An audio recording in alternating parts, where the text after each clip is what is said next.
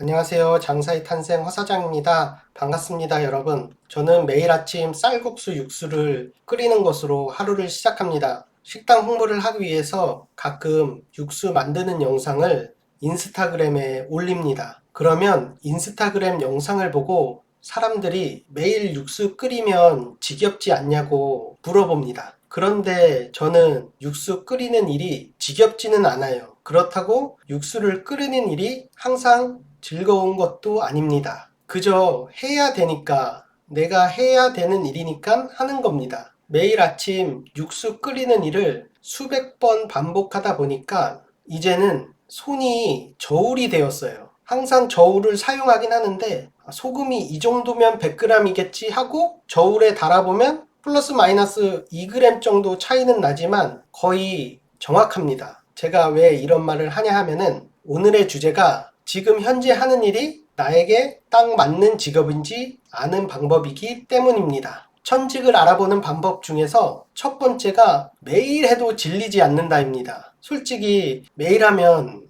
가끔은 하기 싫을 때도 있습니다. 아침에 출근할 때마다 식당에 일하러 가는 게 너무 싫다. 그러면 식당이 나한테 맞는 직업이 아닙니다. 한두 번 출근하기는 싫겠지만 그래도 출근을 하면서 스트레스를 받지 않는다면 이 식당 하는 일이 나와 맞는 직업이다. 이렇게 생각하셔도 무방할 듯 싶습니다. 두 번째가 내 인생 철학과 직업이 맞는가입니다. 어찌 보면 첫 번째 매일 해도 지겹지 않은가 이거와 같은 선상에서 생각해 봐야 되는데요. 내가 하는 일이 인생 철학과 맞아야지 일을 계속해서 할 수가 있습니다. 워라벨이 인생 목표인 사람이 있습니다. 워라벨이라는 말을 한다는 것 자체가 일하는 것보다는 노는 걸 좋아한다는 뜻이라고 저는 생각해요. 그런데 식당은 워라벨과는 조금 거리가 있습니다. 식당을 하다 보면 아시겠지만 토요일이나 일요일 또는 어떤 공휴일에 나도 놀고 싶지만 나는 놀 수가 없어요. 남들 놀 때 그 노는 사람들을 즐겁게 해주기 위해서 나는 일해야지만 하는 그런 분야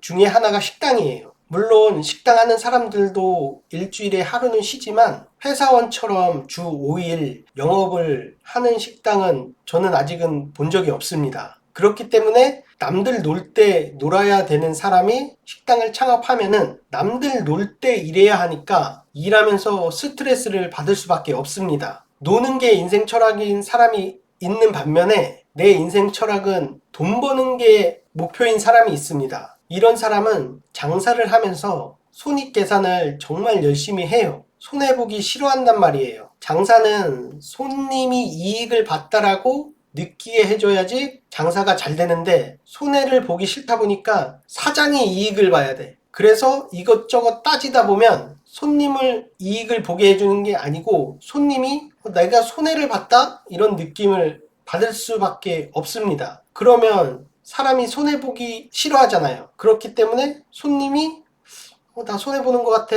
이 식당 가면 내가 손해보는 것 같아. 이렇게 생각하면 손님이 줄어들 수밖에 없겠죠. 그래서 인생 철학이 돈이고 너무 손익계산에 빠르다 보면은 장사를 오래 할 수 없다. 그런 면에서 또 인생 철학과 직업이 맞아야 된다는 겁니다. 세 번째가 직업이 나를 계속해서 발전하게 하는가입니다. 나를 발전시킨다는 말이 저처럼 요리를 하는 사람은 더 다양한 음식을 만들 수 있게 되는 것도 내가 발전하는 거지요. 어떤 식재료에 관한 지식을 더 많이 알게 되는 것도 나를 발전시키는 겁니다. 이렇듯 나를 발전시킨다는 것이 직업적인 어떤 스킬을 발전시킨다는 말, 그런 뜻일 수도 있고요. 일을 하면서 경제적으로나 시간적으로나 심리적으로나 여유가 있고 안정이 되게 해줄 수 있는가. 그래서 여유가 있는 시간을 통해서 내가 더 좋은 사람이 될 수 있게 이 직업이 나를 그렇게 만드는가. 이것도 한번 생각해 보셨으면 좋겠습니다. 직업으로서 첫 번째가 질리지가 않아야 된다. 두 번째가 인생 철학과 결이 맞아야 된다. 세 번째가 이 직업이 나를 발전시켜야 된다. 이 세 가지가 충족이 된다면 현재 여러분이 하는 일이 천직이라고 생각하셔도 됩니다. 반대로 세 가지 중에 하나도 맞는 게 없다. 그러면 더 나이 먹기 전에 다른 직업을 찾아보셨으면 좋겠습니다. 공자님이 논어에 학문을 아는 자는 그것을 좋아하는 자만 못하고 좋아하는 자는 그것을 즐기는 자만 못하다 했습니다. 아는 자는 좋아하는 자만 못하고 좋아하는 자는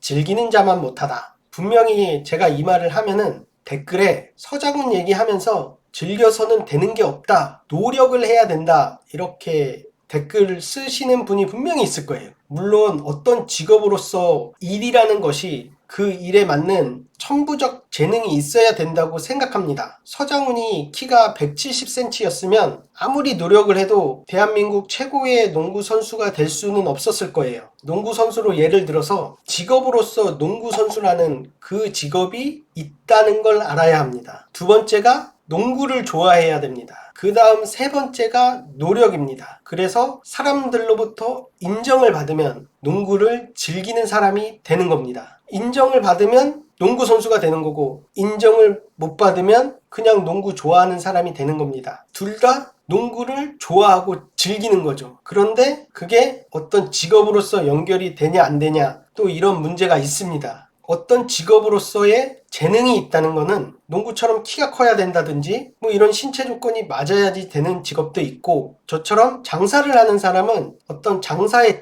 재능이 있는 것이 아니라 노력일 수도 있고, 요 말을 잘해야 될 수도 있고, 손이 빨라야 될 수도 있고, 어떤 다른 능력을 필요로 하는 직업도 있습니다. 유튜버처럼 특별한 기회와 약간의 운이 있어야 되는 직업도 있습니다. 노노 얘기는 다음에 기회가 되면 따로 영상을 한번 만들어 보도록 하겠습니다. 얘기가 옆으로 샜는데, 내가 지금 하는 일을 좋아하는가를 계속 생각하셔야 돼요. 정말 내가 좋아하는가를 계속 생각을 해야 된다는 말은, 반대로 내가 이 일을 싫어한다, 별로다 라고 생각이 들면 언젠가는 다른 일을 찾아가게 돼요. 제 경험상은 어떤 싫어하는 일을 계속 할 수는 없어요. 결국은 다른 일을 찾게 되더라고요. 그런데 다른 일을 선택한다는 게 나쁜 건 아니에요. 우리의 선택이 옳은지 그른지는 마지막에 알 수 있고, 우리가 그 미래에 가봐야지만 알 수 있게 되는 거니까 그게 나쁘다고 꼭 단정 지을 수는 없습니다. 우리가 직업적으로 늘 행복을 선택하길, 정말 저는 그런 삶을 사시길 진심으로 응원합니다. 감사합니다.